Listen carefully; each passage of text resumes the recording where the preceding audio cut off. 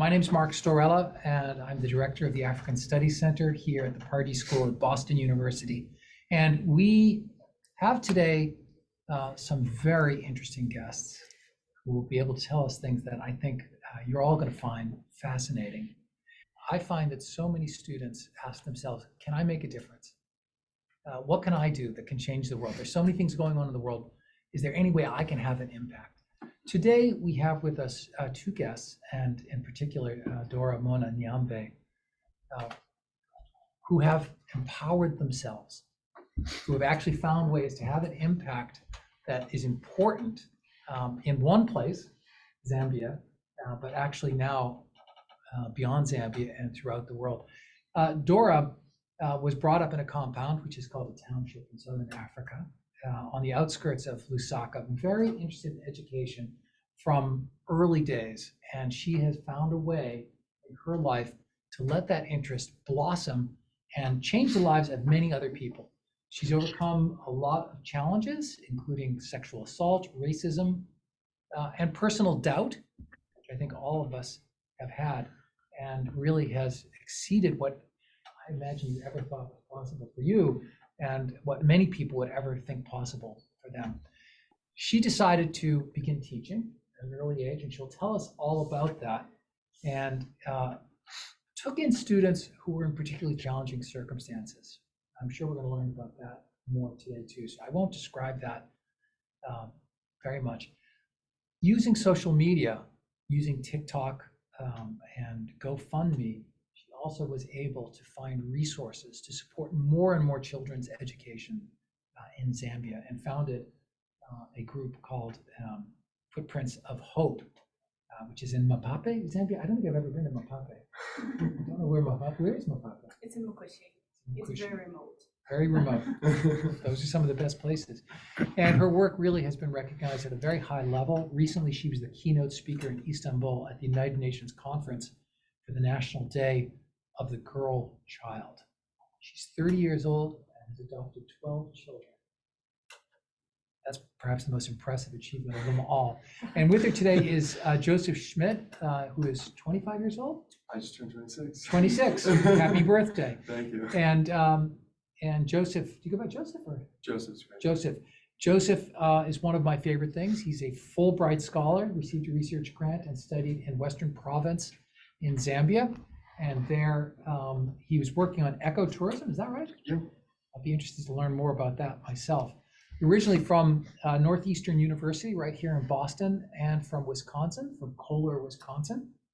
And he and Dora have teamed up, and they'll be telling us about the book, which you're going to learn more about today, Under a Zambian Tree, Dora, Moono, and Nyambe's quest to educate her nation. An amazing undertaking. So with all that introduction, turn it over to Joseph and to Dora, please. Thank you. If I stand, will the camera still? Yeah. Okay, great, thank you. It's a really smart camera, apparently. Thank you very much for that warm introduction. As he said, my name is Joseph Schmitt.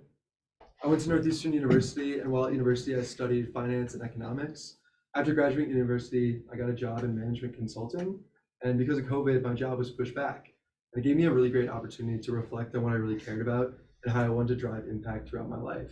And during that time, I realized that my travels and what I was doing in my personal life needed to overflow into my career. And through that, I started researching on ecotourism and sustainable tourism. And with that in mind, I wrote an economic proposal to study the impact that ecotourism has on rural economies. So I applied as a national Fulbright grant in 2020. I found out I was a finalist in 2021, and I moved to Zambia in 2022. So it was a lot of waiting until I got to move to Zambia, but eventually I did.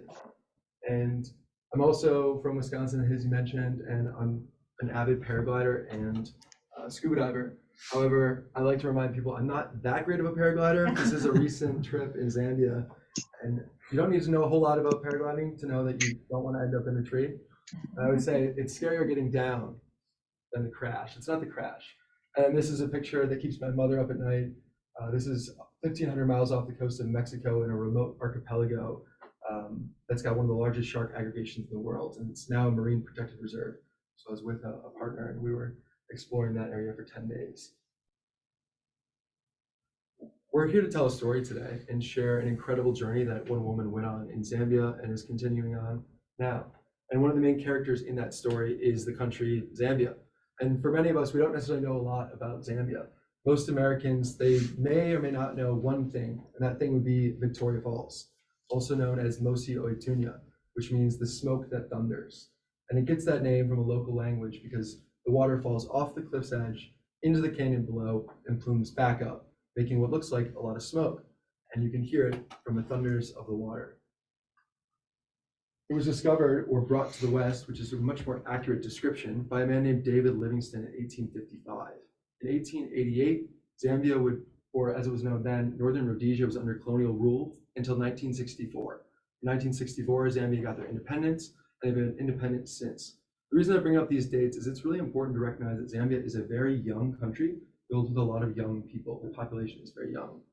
Their economy is characterized by two major industries, copper mining and agriculture. Agriculture represents about 55% of the GDP. And a more important kind of note on that is 40% of Zambians are subsistence farmers. 77% of rural Zambians are below the poverty line as defined by Zambia, so earning $1.90 or less a day. 70% of these rural people don't have access to proper sanitation, and 50% of the entire country doesn't have access to clean, potable drinking water.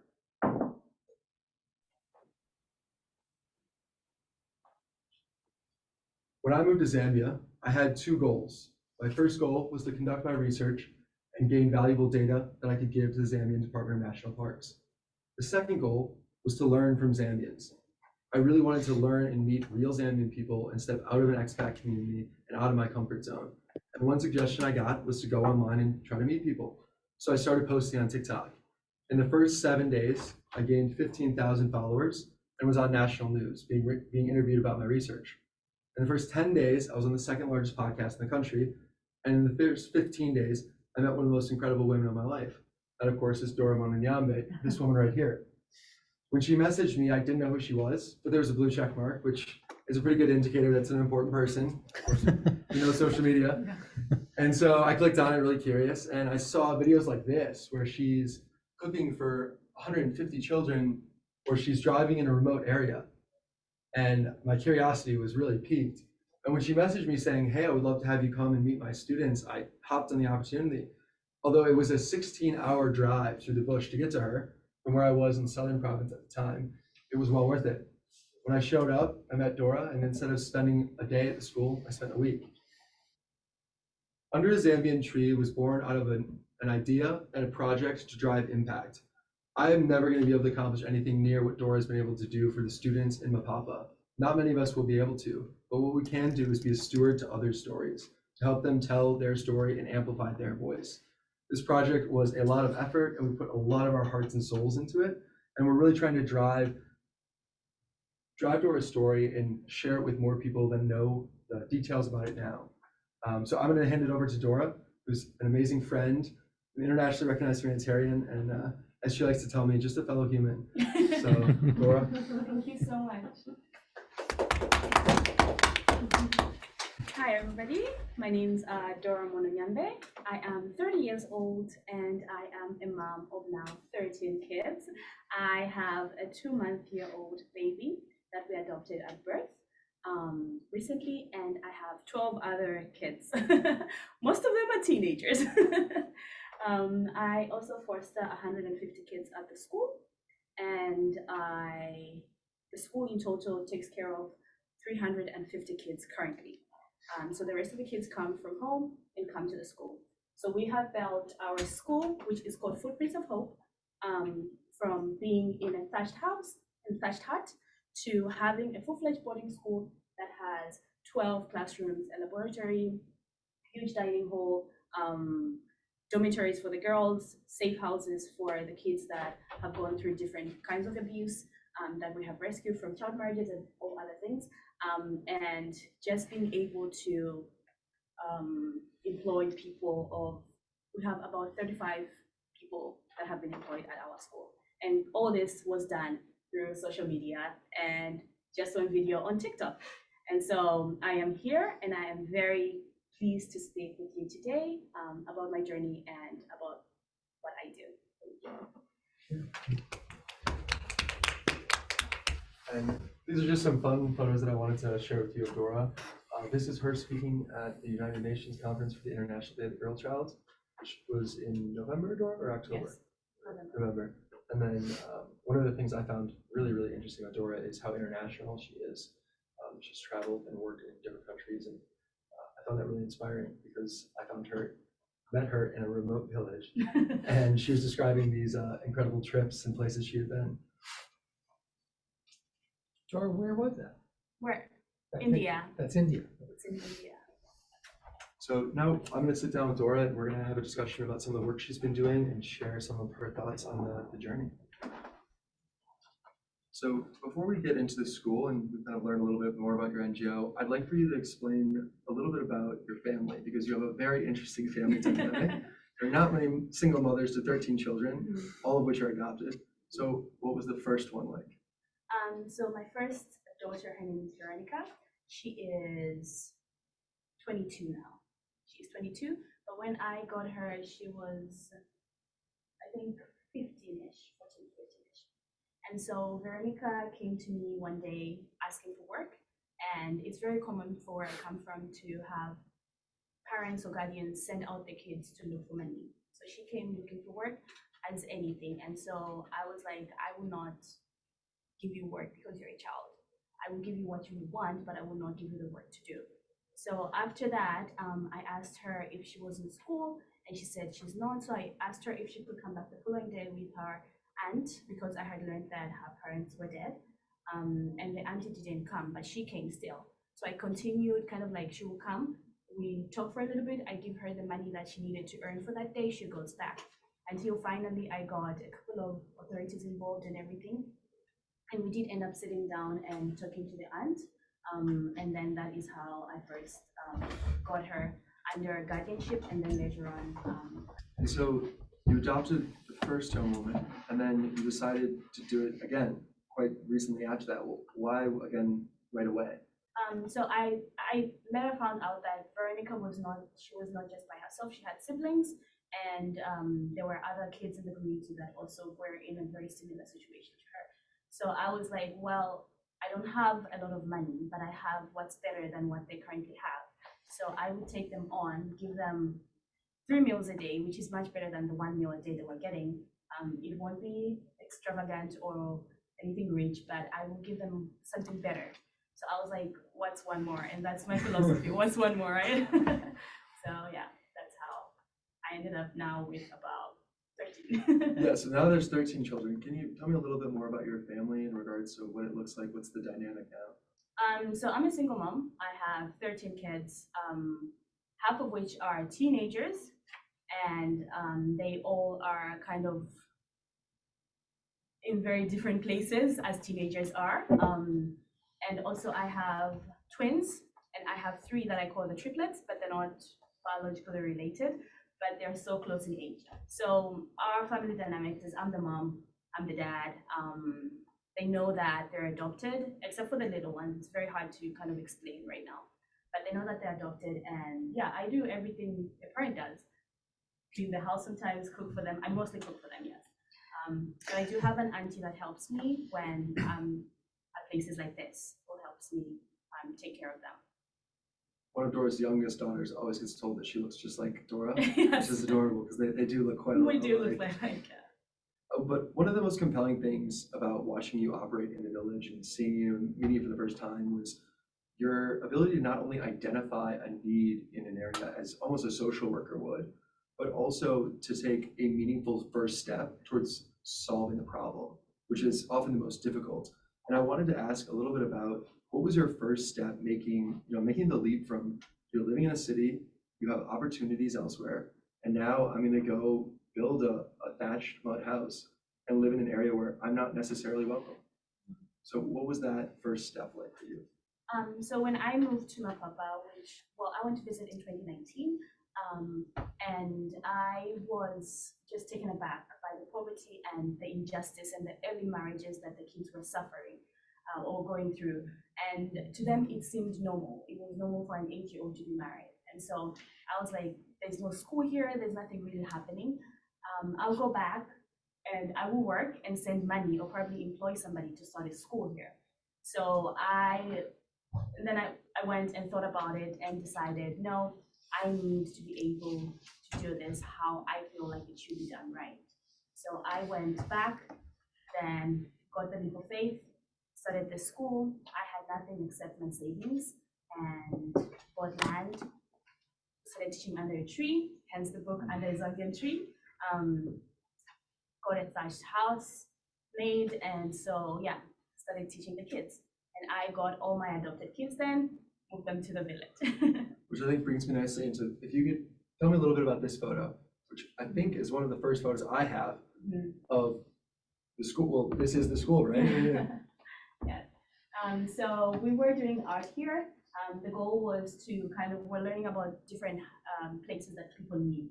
And their project was to make a house like they do, where they live. So they were making thatched houses, and none of them had like tin roofed houses. All of them had thatched houses.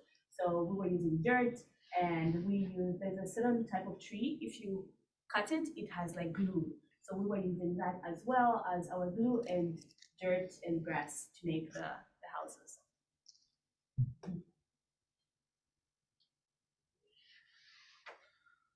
So at one point, after you had just moved to Mapapa, you're teaching underneath a tree and living with two of your daughters in the mud hubs. You told me during that time that other people in your life, they didn't realize how committed you were to this dream, this goal. You had your savings and nothing else.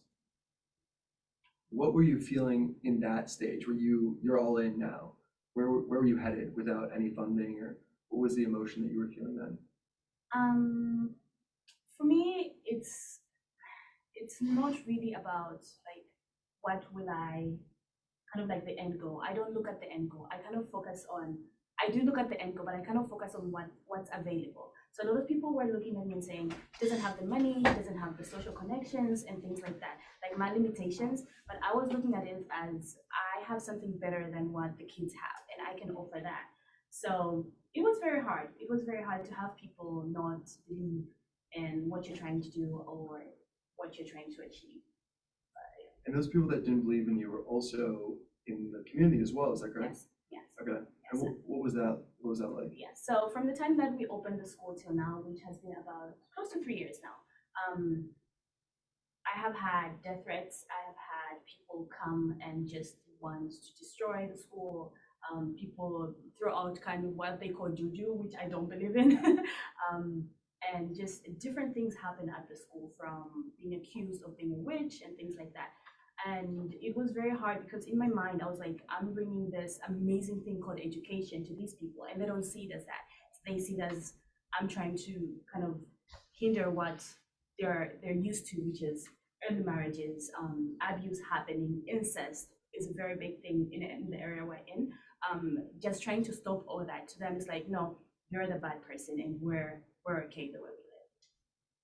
Where do you think that stems from? Is that perhaps jealousy, or are they just confused as to how you're able to achieve? Yeah, it was very confusing. I look relatively young, and just being a woman, because women there are not valued. They're beneath the man, and just having me do all this, and it's like, why is this happening? Because we started building the school before I had a house, so I was still living in a thatched house, and also we brought in a lot of infrastructure in the village, and for them to be like, how is it possible that you don't have a house but you're able to do this, without them understanding to say, it's not my money. You give me to say, go buy an apple, I will buy an apple. I will not buy an orange. I will buy you an apple because that's what it's intended for. And if you could describe a little bit of what the surrounding community, there's a lot of industrial farms. What are the normal villagers, what are their lives like? Well, they go to work in the industrial farms, which don't offer them much. It's like $40 per month, $40 to $50 per month, which is honestly not a lot.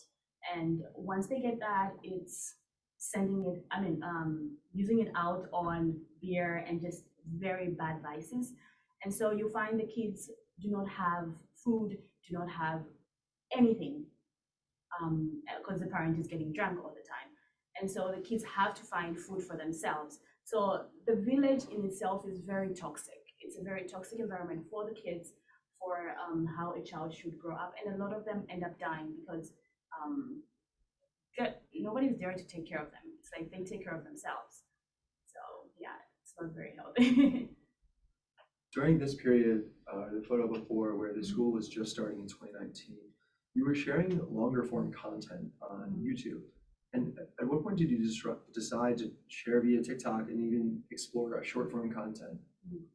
So my daughter Grace, she's one of my teenagers. She was like, "Mommy, have you heard of this app called TikTok?" And by then I was on one with a smartphone. She didn't have a smartphone. She had the old press down button phones. So I was like, "Yeah, I will open an account. You can watch, but it will be my name because I want to see what you do." She's like, "Yeah, I don't care about that. I just want to see what they're doing." So we opened one, and she convinced me to do kind of like dance videos with her in the beginning. I was like, "Girl, no, that is not me. I cannot do that." And then I noticed that people started to, like, people would show their life, what they're going through. And I was like, I can actually just film about myself and tell people about myself. And that's how I started sharing about myself, about the life in my papa, which has been amazing. And yeah, we've grown from having 0 to 4 million followers. I'd like to ask you a little bit about the process you undertook in shaping the school and the overall development effort once you got those first initial donations. And is the process of defining what footprints of hope, is that gradual, or is that a vision that you're being able to see play out now? Whereas now that you're having the money, you know where to spend it, or is it realizing the need as it goes? I think it's both. It's realizing the need as it goes. If we have $1,000, I will work with $1,000. If we have 1 million, I will work with 1 million. So it's kind of like seeing how it goes, but also I have a vision of whereby I train other people to do what I have done, kind of like I'm the blueprint, because not a lot of people have used social media in this way. It's usually large organizations or large firms that are doing this, but to be able to use such a platform that is considered not great to be able to achieve this, I feel we can achieve more as a generation. Yeah, I think you make an interesting point about kind of social media, and I want to pick on that for just a second. How do you feel about the representation that you play a part of with the children, and also as yourself? Obviously, you're internationally known. There's millions of people watching. Do you feel that you have to represent Zambia or represent? No, I don't represent anybody. I represent me, a human being, that is trying to fight for the lives of those amazing kids. So my representation is not, I'm not cultural, I'm not political, I'm not, yeah, I am Zambian, yes, but it is not the full story of what Zambia is all about. And it would be bad for me to say, "Oh, I represent Zambia," and then somebody goes to the city and they're like, "But this is not how this is not the Zambia we know from Dora." So I represent the kids that need a life, need somebody to fight for. And of course, on social media, you're going to face a lot of critics, no matter what you do, especially if there's any content around development or children's education. And I'm curious as to what your guiding principles are in sharing content and doing it from a place of education. So my goal is, I know these kids will grow up one day, and if something is put out on social media or on the internet, it stays forever. And so I want them to look back and say, she provided a fun, safe place for us, and not for them to feel like I exploited them in any way, or the videos that we see online, like, "Oh, Africa, we're poor, Africa, we're this." If you look at my content or my videos, you will notice one thing, and that is that it's very vibrant. Yes, I do show whereby, okay, this needs help, but it's not the essence of what we're about. It's a very fun, joyous place, and I believe that has been the driving goal, or a lot of like drawing people in, because it's a fun place. You've been there. Yeah, it is a lot of fun. Great dance parties, a lot of great dancers at the school, that's for sure. And this vibrant nature of the TikToks, it really does, I think, draw a lot of just people that are curious and interested in what you're doing, and that's allowed you to raise over $500,000 during the organization's almost 4-year span now. And this money's gone to development projects such as digging 5 boreholes for the surrounding community, running a feeding program to fight malnutrition, and of course, building a free boarding school. How do you think you've utilized TikTok differently as a social media tool than other kind of content creators or people that are maybe trying to be similar to you? I think it seems like we've done a lot, and we have done a lot, and that is because everything that was given, like I said, like previously, goes where it's supposed to be given. And like I said, we're trying to make a place where the kids can feel safe, a place where the kids can look back, all the kids can look back and say, oh, we were dancing and it was fun. But with other content creators or people that I have seen that are kind of like trying to do what I do, it's more of they want to go with the old sub story of the poor child, the African child. And it is true, but it's also not fair. Like there's so much more. They're amazing human beings. Yes, they're in poverty, but they're amazing human beings. They have moods, they have hobbies, they have dislikes and likes, and you can explore that and show a different story, which is very, very different from what we know. Touching on the safety point you brought up, can you tell me a little bit about the dormitories on campus that you have?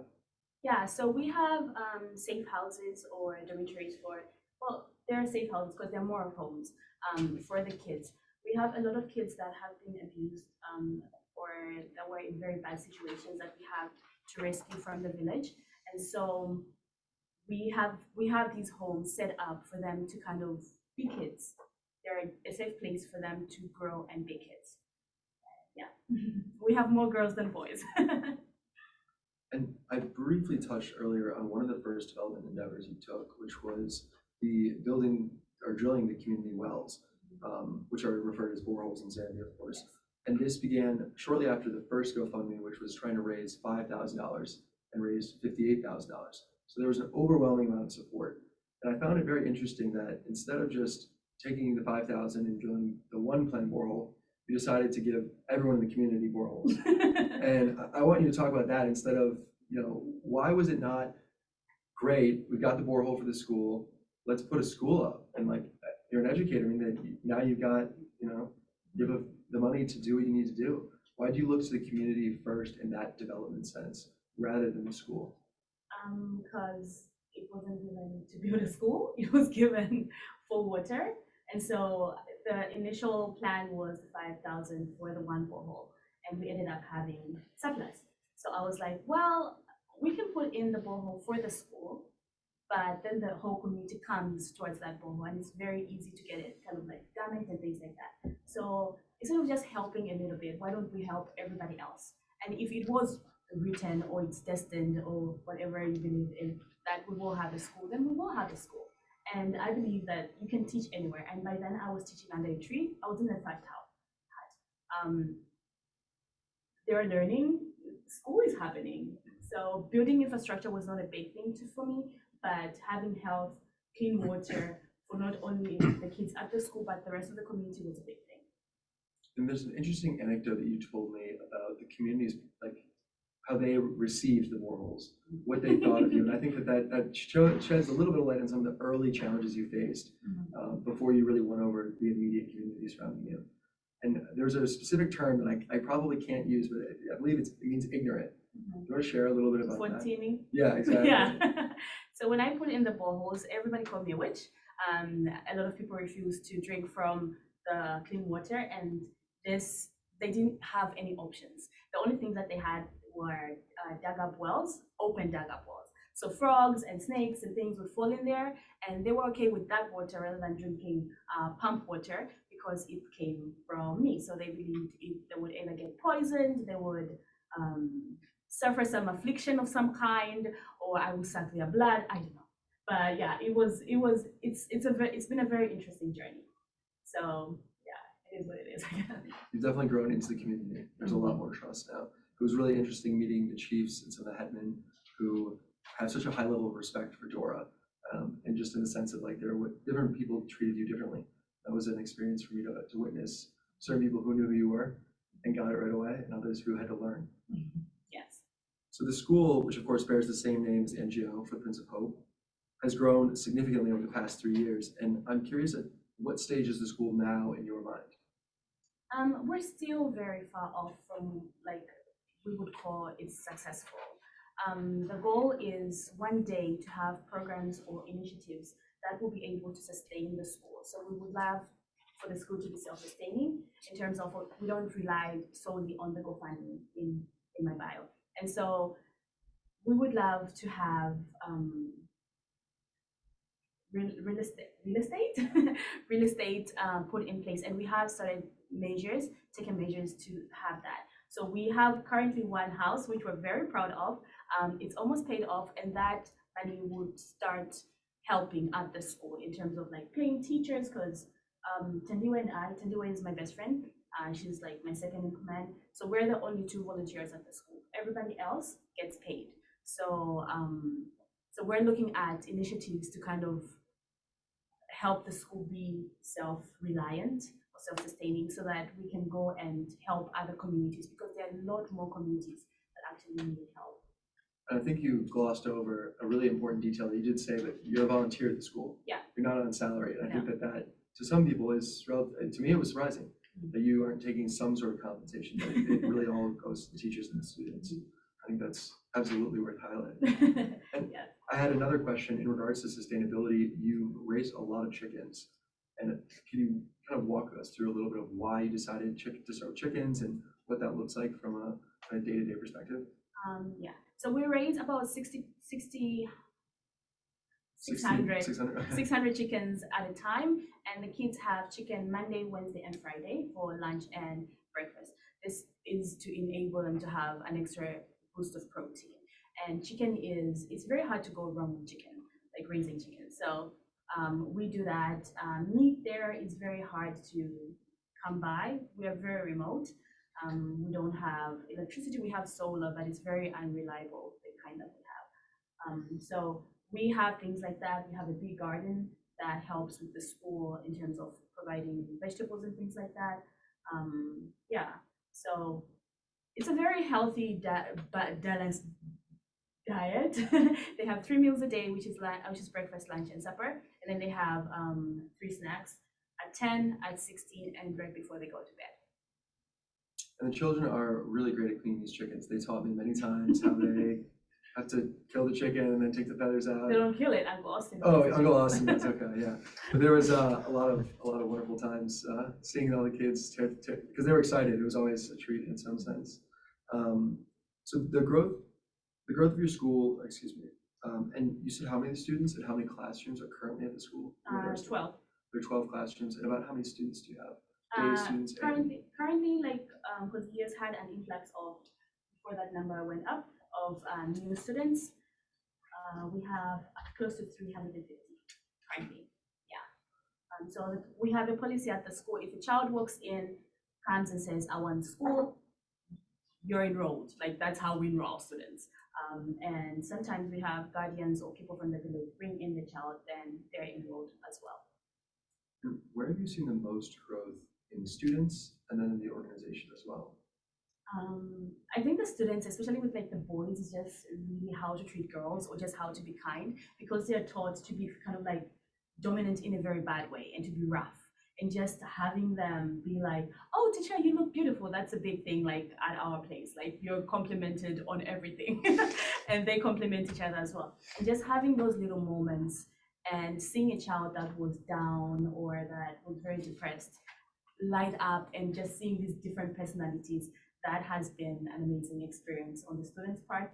And also just us as a whole, and growing and being able to do things like this, like come here and speak to you amazing people. That's amazing. I never thought it would be possible. So In our book, Under a Zambian Tree, in the first chapter, it focuses on a story about a 12-year-old girl that's getting tested for AIDS and syphilis. And I wrote this chapter after watching you step into this young woman's life. And there was no one else that was advocating for her, and no one else was going to step up, it didn't seem like. And I'm wondering, not just from an organizational standpoint, but how do you deal with balancing that emotional element of, these girls are looking to you for really everything, not just the strength to stand up to someone, but also medical treatment. I have a lot of nights where I cry myself to sleep, because I'm human. It gets overwhelming sometimes. It's like you're carrying everybody else's problems and nobody's carrying your own.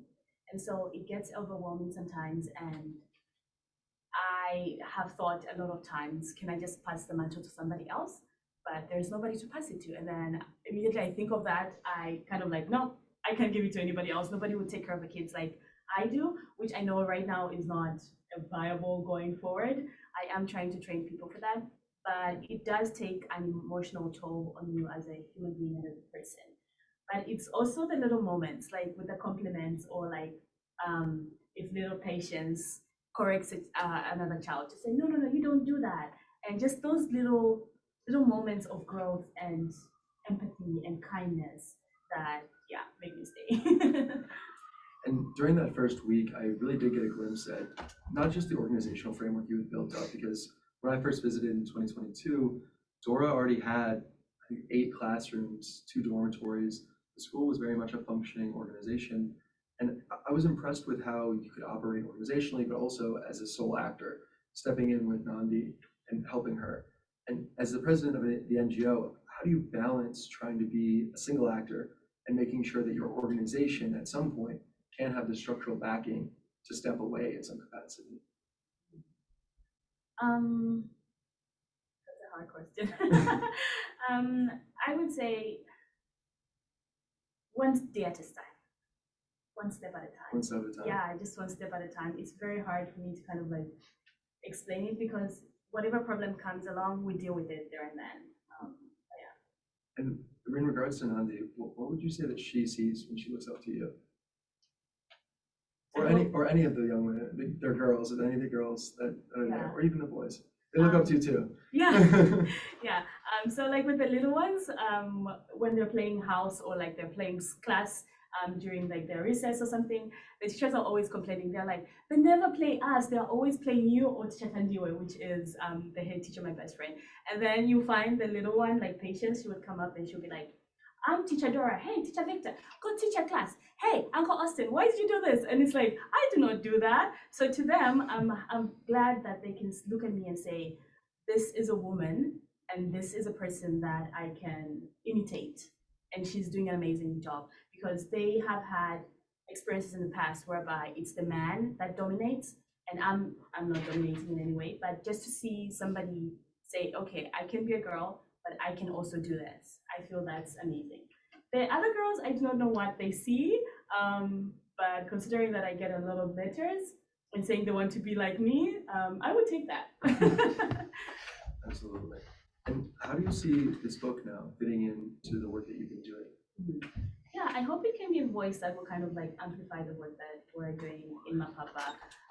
It feels like not a lot has been done, but imagine every single life that has been saved because of, yeah, the efforts being done there. So the book, I feel, yeah, it would be a voice, a small voice that will kind of like try and show a bigger picture of what happens there. Absolutely. Yeah, and saying that not a lot has been done is just so, too humble, because truly there are so many lives that I saw that were changed and touched dramatically from one situation to the next, that I feel, large institutions often, it's hard to tell. You can't see that direct impact, and that was, for me, very, very inspiring. And for my last question, I just want to ask you, if there's one thing that you could leave each student that's going to come through Footprints of Hope and kind of go out into the world, what would that lesson be? Be kind. Kindness.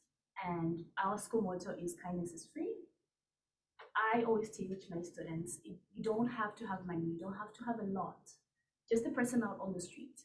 Give them an apple, help your friend pick up something, say kind words. So kindness, if you raise a generation of human beings that are kind, or like my little minions, I call them my little minions, if I can raise each one of them to be kind, imagine the impact that they will have if they go out. Because kindness comes with courage, with being truthful, with faithfulness and all this. So yeah, I would say be kind and yeah, be true to who you are. Love that. So this is going to conclude our discussion portion. We'd love to have Dora answer any questions or any questions about the book. Fantastic. Okay, well, let's jump right into questions. And I see there's some questions in the room, so let's start here. let me try to express my admiration, which will be impossible, for both of you, actually, for your respect for the people you've been working with and for, and for your respect for her. This is an inspiring story that's witnessed today. Other names come to mind. Other phrases come to mind too, like yard by yard, life is hard, inch by inch, life is cinch. But other names come to mind. One of them is Paul Farmer. One of them is the Dalai Lama. A student of mine once said in class when I was recounting a perfectly horrible story from a book, recounting a perfectly horrible story things people had done to each other, and said, "Why can't everybody just be nice?" Everybody in the class laughed. A week later, the Dalai Lama came to Boston to talk to an enormous auditorium. And a rather uppity graduate student in the back said, "Now, if you could boil down all your famous wisdom to one sentence, what would it be?" I don't know, why can't everybody just be nice? Yes. Other names come to mind too. One of them is Michael Schaefer, who also adopted 13 children, also founded an NGO. It's called Warm Heart. You'll find it online. Is now operating in Africa, different parts of Africa, with a different mission from what it, an expanded mission from what it began with in Southeast Asia. He's a generation ahead of you doing what you do. A woman who's founded an organization that is pretty much your same generation, is named Elizabeth Siwo Kundi, who's founded an organization in Kenya, doing much of something much like what you do here. There's another person who's been writing me letters saying, "Can I offer any advice about how to found an NGO to do something for people in need?" And as it happens, I don't know what to tell him, but now I know who to plug him into. Yes, I guess you're wondering, do I have any questions here? I do have questions about work like Jim Ferguson's, questions about twins and triplets who are in some parts of Africa treated as anomalous abominations and others as sainted magnificence, seldom as equal to everybody else. I have questions about what you're doing for those children you're doing such wonderful things for, and what you're doing to those animals who maybe you are and maybe you aren't. I don't know. That's my question. I have to go. I don't have time to hear your answer, but I sure would love to be in touch. Thank you. Thank you. And I want one of them books. You, make sure I get one of them books. Elsa? So first, I second Parker's comments. Now you have a sense of who he is. In expressing all my respect for both of you and for this amazing project that you're doing. It's really phenomenal, and so many children of your own, and also I only have 2 of my own, and yeah, so the sweat is still dripping every day.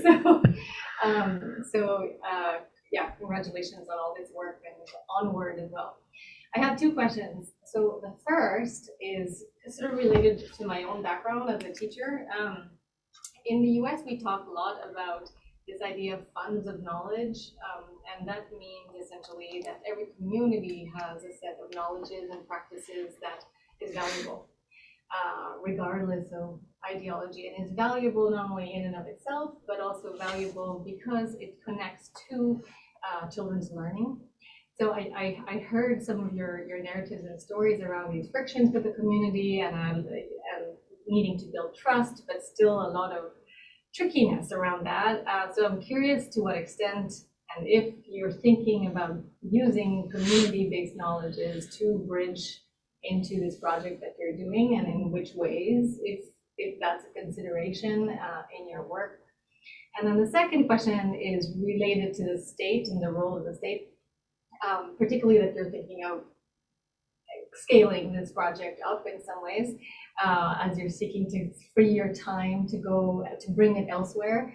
To what extent are you trying to hold the state accountable for this set of what should be a common good and common set of social services, which is good, free, high quality education for all?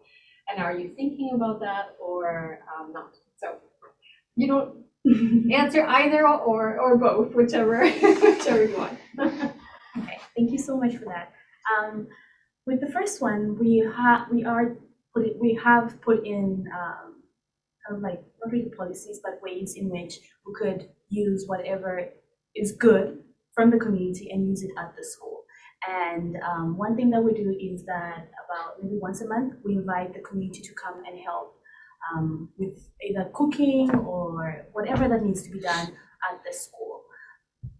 But we also have people in the community like carpenters and bricklayers and people like that come teach classes sometimes to the kids, because we would like them to understand that their environment is very special and that they should keep it well. So we kind of like bridge that. And also when we go and collect firewood, so we have a policy at the school, we don't cut down trees. But because we're surrounded by commercial farmers, they're always cutting down trees to make more farmland. And when they do cut down the trees or uproot them, we go together with the community that has been taught growing up that it's okay to cut down trees. And we go and get the cut down trees that are not wanted by the farmers. And then we tell them to say, at the school, we don't cut down trees because this is why. So we are trying to kind of like bridge that gap, but there are a lot of practices, to be honest, that are very harmful to kids and have been happening that we are not okay with at the school, and we're trying to educate them. Yeah, I would say the one interesting privilege I had was seeing the culture days that Dora put on, and I think that's something worth highlighting, that you could talk maybe a little bit about some of the dancing that the students were doing that was very traditional dancing. And yes. From the smallest boy and the smallest girl were very skilled at choreographed dances. So we, like I said, involving the community and also the culture that they were born in. We have dance days, which are on Fridays after the long week. Every Friday evening we have dancing at the school. But with the dancing, because the village is so remote, the only kind of dancing that we've seen is the really suggestive dances from their parents. So it's character, but it's very, very suggestive. So what we've done is we've taken out the suggestive part and we've made with like a cultural dance where it's choreographed, and they know with this song we will dance like this, with this song we will dance like this, but it's very, very child based, like yeah. And in regards to the one about the school, I think I may have misunderstood. Are you talking about, am I planning on involving the state, or? I'm just curious about your thoughts about this NGO-based school in relation to other state public educational system, and to what extent you're trying to perhaps dialogue and or show as a model, and is there a connection? And if there is, I mean, if there isn't, that's fine too, of course. I find that the state has a tendency to desist itself from its responsibility to provide the kind of education that you do, right? Yes. And it's also in part because of the rise of NGOs. So there's a tension there, and there's something that the state can learn from your kind of project, of course, in educating children to thrive. We have an amazing relationship with our local government, not Minister of Education, kind of like district head of education. So we cannot go into the government because our policies are very different on how we handle the kids, how we teach. It's very different. And we really do not want that at the school. But what we have done is, so far we have helped 4 schools, and we're currently in the process of helping another one.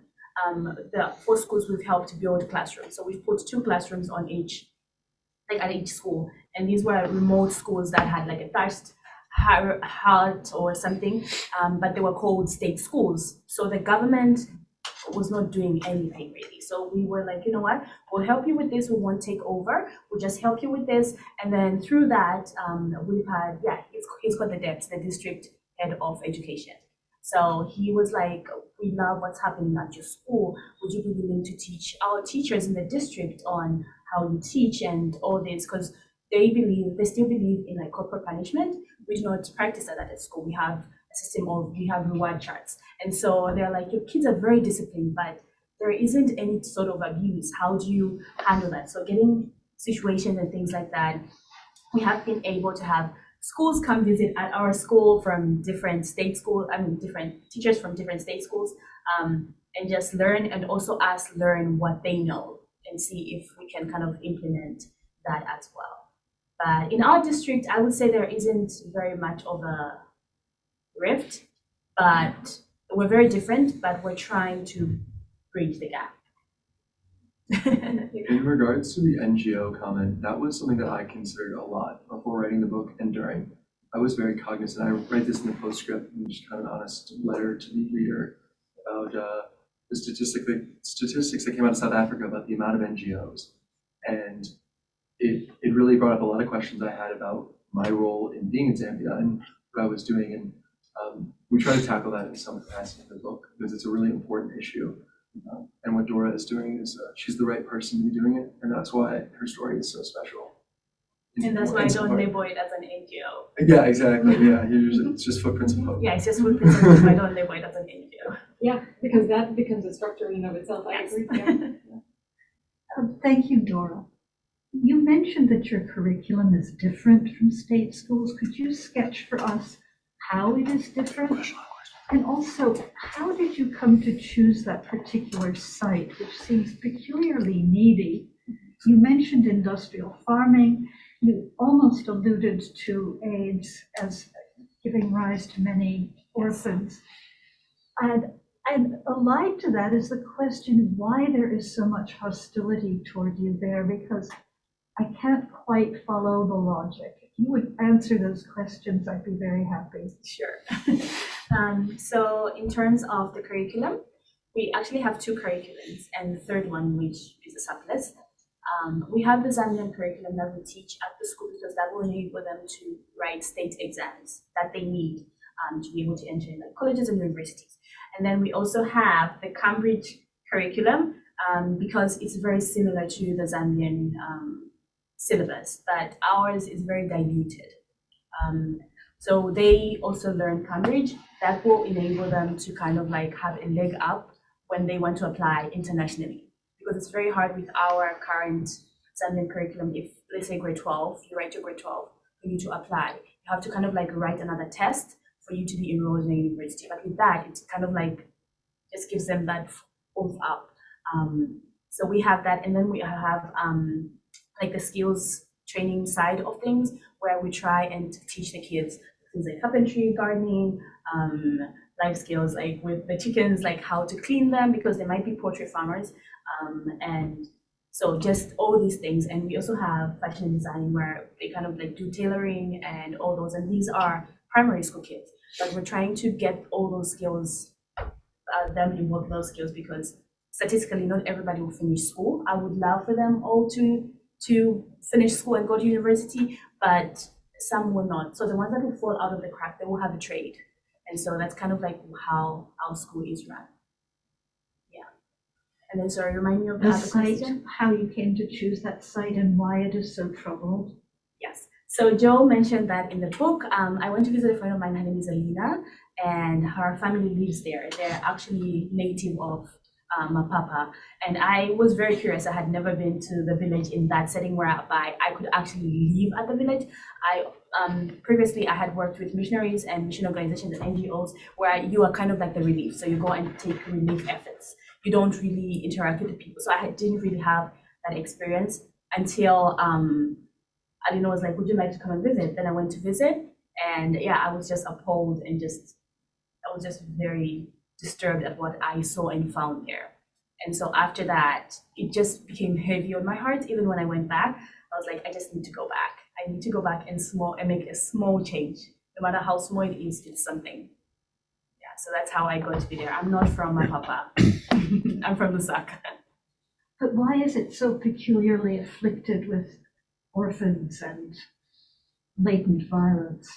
I don't think there's anybody actively advocating for education there. And people there do not seem or want to go and visit the city or just see the outside world. It's very remote. The roads getting there very bad on your cars. And there's a lot of promiscuity and a lot of abuse of, School is in the northernmost part of the central province, so it's about an hour and 45-minute drive towards the Congo. So it's not the province with the highest AIDS rate, but it's one of the highest. Yeah, it's one of the highest. And so there, being promiscuous is not a big deal. It's like you share my husband, I share yours. So agreed. And then I think you have one last question. The hostility toward you, could you explain it more fully? It's gotten better, honestly, as the years have gone by, because they thought all the kids that I got, they would probably die or I'll sacrifice them or things like that. But instead of having skinny looking kids, you have plump kids with like big cheeks and things like that. So it's gotten better from what it was, but it's still something that we have to deal with. And I honestly do not understand it as well. I wish I could. If somebody's helping me, then they're my savior, but I'm not trying to be a savior. But they see me as the enemy because I'm trying to stop their 8-year-olds or 12-year-olds or 16-year-olds from getting married, which they themselves did. So to a lot of the older women, I'm a hindrance to their kids getting married. They say do not be like teacher Dora, or else you won't get married like her. Look at her, she's 30 years old, she's not married. So if you don't want to get married, don't follow what she's saying. So it's a roller coaster. It's up and down. I found it interesting speaking to people in the village that told me that it was hard to comprehend how Dora could conjure things. She was living in a mud home with a thatched roof and these 2 adopted daughters. Objectively looks very poor. And then all of a sudden this huge influx of cash started coming in, and huge influx of cash is relative, of course. To drill 5 boreholes is a lot of money. And I found that interesting because from my perspective, I can sort of understand that, even if I can't understand the cultural element, trying to figure out what she was trying to do and understand that someone was selfless like that. If you're not as selfless, which I'm not, it's hard to begin to understand. I think that there are a lot of questions, or at least some questions coming in via Zoom. Shall we try, Eric? Yeah, so first we had a couple of written questions, and then I see Zoli, I see your hand is up too. So let me read Barbara's questions first. Barbara, feel free to jump in if you'd like to speak. But I think, Dora, you've answered a couple of these questions just in responding to some of the other folks here. But first of all was a question about, could you speak more about the resistance to the boreholes and why there was resistance to that in particular, and how did it go away? And then secondly, what are the ways that you're looking to making the school self-sustaining? You were talking about that a little bit. I think if I understand Barbara correctly, she's kind of interested in like what are the routes that you're looking to achieve that?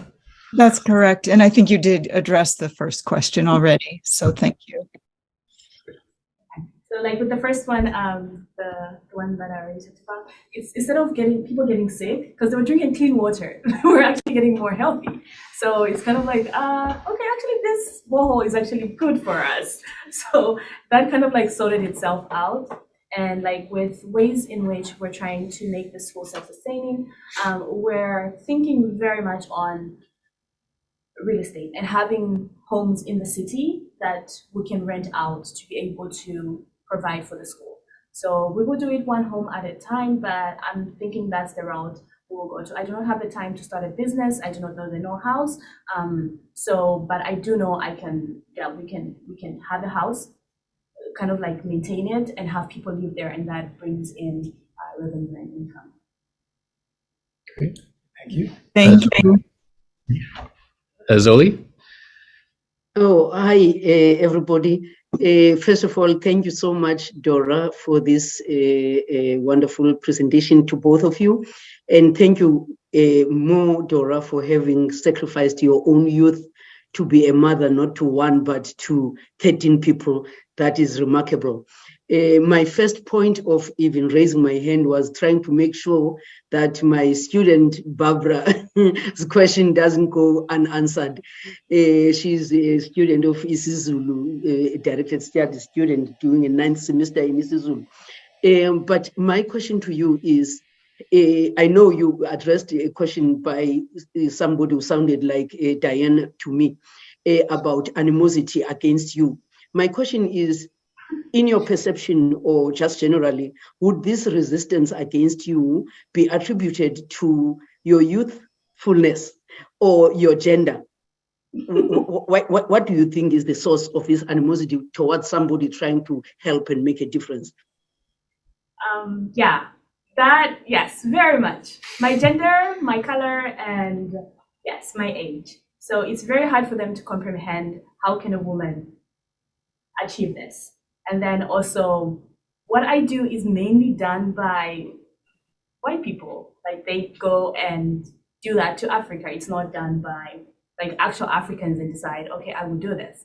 So for them to have that, yeah, it's been a struggle. It's been a struggle. So yes, and I have had countless of situations. I think Joe highlights some of them in the book of where I go to government offices. I have to prove myself each and every time that I need a seat at the table. It doesn't matter if I'm buying out the entire store. I will go into a store, security will start following me behind because it's like she's going to steal. How can I steal 7 trolleys of food? Like I'm literally buying your entire store. What are you talking about? So it's been a lot, but yeah. I try to highlight that in the book, and one of the things that's very apparent to me is that if it was occurring so blatantly that it's obvious, it's occurring in so many other subtle ways that are hard to capture unless it's coming directly from Dora. Yeah. So we try to highlight that in many ways. Thank you. This is inspirational. Thank you very much for your collaboration and cooperation. I want to ask a question, frame it. It involves both Joseph's background. You're from Kohler, Wisconsin. This has to do with plumbing. So I taught in a school for 2 years. It had no water, no electricity, and we dealt with it. But one of the issues that occurred to me only after this experience is that there was a major dropout rate of young girls after 8th grade. So after they had left that school, and realized that the facilities for the girls and the boys were very different. Boys were freely able to go out in the field, take care of their plumbing business, and the girls had no similar place to go. So I wanted to understand how you dealt with that. You had more girls than boys, and how did you, when you're designing the school, amazing. How did you think about those issues of plumbing and natural processes that people have? Just a pragmatic question goes back to Kohler, Wisconsin, which is known for plumbing. Even though they now make it Texas. Yeah, and China. Talk about the way you conceive of the school as a place that can be both supportive of the difference between young boys and young girls in terms of that. Yeah. Our school, by the way, had no provisions for the women at all.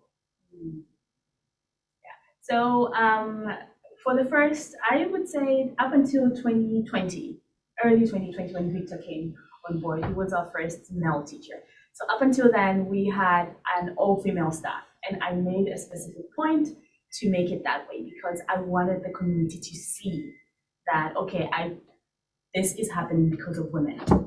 So from the head teacher to the women that took care of the kids, to the teachers, everybody was female. And after that, I was like, okay, now we will bring in men. And I made sure that we vented the men that came in because we didn't want a relapse of, a lot of the kids have been abused. So we didn't want a relapse of them having gone through that and bring it to their doorstep again. So in terms of how we taught them like how they treat girls or how to treat a human being, I guess it's just through model and they copy. So I say, you look great today. Tomorrow he will say, I look great. Actually, you don't do that. Remember, you're stronger, so you can hurt the girl. You don't fight like that. They seem to say it's kind of like model. So they have been able to observe us and also have people using people like Joe come up and be like, oh, I want to be like Teacher Joe. Teacher Joe, before he leaves, when going out of the room, he opens for Teacher Deborah or Teacher this. Teacher Joe, why do you do that? And so it brings up a conversation of, okay, I do this because of this. You don't have to, but I do this because of this. That's obviously an important part of what you're doing, what you presented.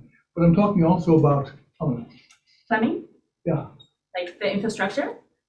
Yes, when you're building, Actual bathrooms. Yeah. Oh, actual bathroom. Yeah, sorry. Oh, okay. They're very nice facilities, but she can explain them. But that's unusual, because Yes. the schools that I've visited that are not very, very modern, even the balance between male and female space. Oh, Private space, privacy versus men can do it pretty much publicly. yeah, no. That's a no. Nobody, we don't bathe outside, we don't go to the toilet outside, whether you're a man, you're a female, we don't do that. And then also with the infrastructure, I think where the boys' dormitory is and where the girls' dormitory is, or the safe houses, I think it's about maybe 1.5 kilometers away from each other. It's distance, and there's no way a boy could be outside or seeing through the window. Yeah. So in the dormitories, they're set up for sleeping, for studying, home, yeah. and also for doing daily businesses. Yes. So 2 bedrooms share a bathroom and a shower. So 2 bedrooms share a bathroom and a shower, and then they have a common area where there's like a television, which they only watch on Wednesday and over the weekends. 2 movies over the weekend, and Wednesday 1 movie. And then the rest of the time they have other activities. But they have a common area where they can do like their homework and things like that. And they have an auntie that takes care of them as well, who's kind of like a parent there. And for the toilets, you just need to fill them up with water. For right now, because we don't have electricity, we do have, once we have electricity, to be able to, for the water to run in and flush out. But for right now, we just fill the auntie fills up the buckets with water. They come, do their business, just get a bucket of water and dump it out. Bucket latrine. Sorry? Bucket latrine. There's a toilet. No, it's an actual toilet. It's just that we can't get water via the pipes. Pipes, yeah. Yeah. Okay. Any more questions online? Just a lot of notes of appreciation and just thanking both of you for all of your work. If I could ask, so I'm curious about, so, you know, we were talking a little bit before about some of my experience in Niger, and I know there I had a lot of friends who were working with an organization that was working on schools for nomads, which presented its own challenges and stuff, but one of which was, it sounds like there are like gardens in addition to the water and things like that, the boreholes that you've developed. One of the challenges I encountered or was hearing a lot of people talking about in Niger was keeping students at the school. A lot of students would leave because they needed to go do other jobs, they needed to go work with their families, they had to travel for something. I'm wondering if you can talk about sort of how students are choosing to stay or not stay at the school, or like what are some of those challenges you're facing on that side of things, of engaging students who who want to stay. So we actually run throughout the year. We don't close, or we only close in December till February. December till end of January for 1 month and some weeks. But we say 2 months, so that they kind of feel like it's a whole 2 months. But it's 1 month and some weeks. And the reason is that once they go back home, it's kind of like they go back to the same ideas of school is not important, education is not important, it won't do much for you. The only thing, if it's girls, the only thing that it will do for you is prohibit you from getting married, because nobody wants an educated woman. So, and then for the boys that are kind of like the breadwinners or the people that go out and look for the food to be able to feed not only themselves but their siblings, we can actually get the whole family set. If we see that they're really in need, we get the whole family set and get them there. So we have had sometimes when they go back home and they kind of like are re-indoctrinated with like their old beliefs, students that have come back and said, I don't want to be at the school. We've had about 5 now. I don't want to be at the school, I want to go back. But the thing is, what usually happens that we say, okay, you go back. You're old enough to recognize. If they're young, then we talk to them. But if they're like older, we are like, you're able to recognize that this is a great opportunity for you. So what we'll do is we will ask them to go and compare the life that they had and the life that they have at the school. And in a lot of cases, they do come back. And we have had all of them come back except one because he moved to a very different village. But yeah. That's great. In the book, we have a chapter on one of those students. Oh. There was a student that I watched walk out of the gates, and Dora was explaining to him, "This is what you're walking away from." It was incredible to see her strength of letting him go. And I think that's something that she could probably speak on for many hours, but just to know like when to say no and when to allow things to happen and take their courses. Yeah. Really powerful to witness. Yes, is language. What is there lingua franca within the school? What languages are represented in the students you have? Only the local ones? Because they're going to go out in the global community, and global language is English, so mainly English. But their first language would be what? It's a mixture. So Zambia has 72 languages. If I'm not right, if I'm not mistaken. So yeah. Break that down. Kiluba, Chichewa. Yes. So this region is Lenja? No. Lala. Yeah, it's a lot of Yeah, it's Lala. So there's a mixture of pure Lala and Bemba and Nyanja and Tonga, depending on which family speaks what. So if we get like all of them and bring them to the school, then it's confusion. So we just have a one universal, everybody speaks English. Any other questions out there? We're getting near the end of our allotted time. Yeah, we had another good question from Barbara for Joseph. Was there also resistance to you, and do you feel that you've bridged that distance? And how did you do that? Thanks, Barbara. That's a wonderful question. One of my hesitations in writing the book was just, what's my space here? I'm very open when I write in the book about that. And as I said, I wanted to be a steward of Dora's story, and from the beginning, the project was, hey, I'll help you make the book, and we're gonna raise some money, but much more importantly, we're gonna get your voice out there. And I was very surprised moving to Zambia that there is a level of privilege that especially white men experience that I've traveled widely throughout Africa. I had never experienced anything similar to that. And so a lot of spaces I occupied when I was with Dora, I was really cognizant of that, especially around police.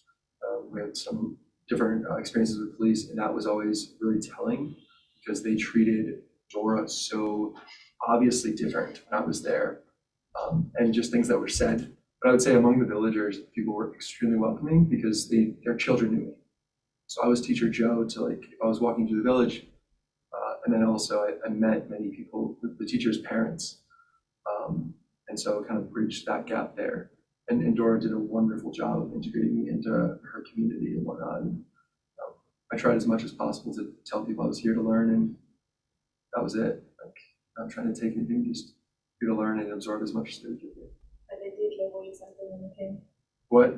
They did label that. Oh, finally, the owner has come. Yeah, there was this buildup of anticipation, like some donor was finally here. And of course, I have long hair. I'm like this random guy driving a truck. These kids are always chasing me, and Dora was the boss. There's a funny anecdote in the book. I always would say, someone would be like, "Oh, how are you guys together? What's the deal?" And I would say, "I'm a driver." And the look on their face was always just priceless because these people could not comprehend this tall guy who's driving, and Dora's car is much nicer than my car. My car was breaking down constantly. And they would just look at they wouldn't know what to say. And it was the best. So I use that all the time with the policeman, with the guy selling watermelon, whatever it was. Stations. Yeah, they loved that.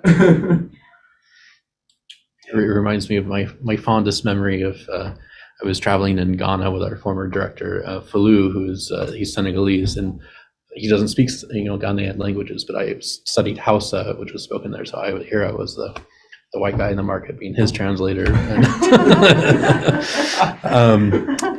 So we had a question from Tim Weiskell come in. Are there any other teaching establishments or individual teachers in Africa or elsewhere, like India, the Middle East, Afghanistan, etc., who you keep in mind or think about as models for what you have undertaken? So I have been blessed because I grew up I like to refer to myself as a third culture child. I grew up in a community where I was surrounded by aid workers. So I have learned a lot from growing up, just being around all that. It has prepared me to an extent of what I'm doing, but yeah, I do not have like a model of this is what we're doing. It's kind of like everything I have to figure out most of the time, which can be very hard. And tried to look for contemporaries to just kind of show a contrast between what Dora was doing. It was very, very difficult. She's paved the way in many ways of like social media, humanitarianism in a real sense, not this kind of voyeuristic. I take a picture of someone and then I try to make a little money off and walk away. So we did try to dig deep on that, but you're one of a kind. Okay, well, we're near the end of our time. So I'm going to just say on behalf of us here at the African Studies Center, thank you to both of you, Joseph and Dora. Your story is a remarkable story. It's a remarkable story. It's a remarkable collaboration the two of you have. Dora, I want to just say personally, I'm a bit awestruck by both your courage and your wisdom, which are impressive. And I think many can learn from your story and what you've been able to achieve. If I could ask just one last question. If you had a message to our students who are themselves trying to think, well, what can I do that's worthwhile in the world and in life? Do you have any advice to them about how to find something in themselves to make a contribution that's important?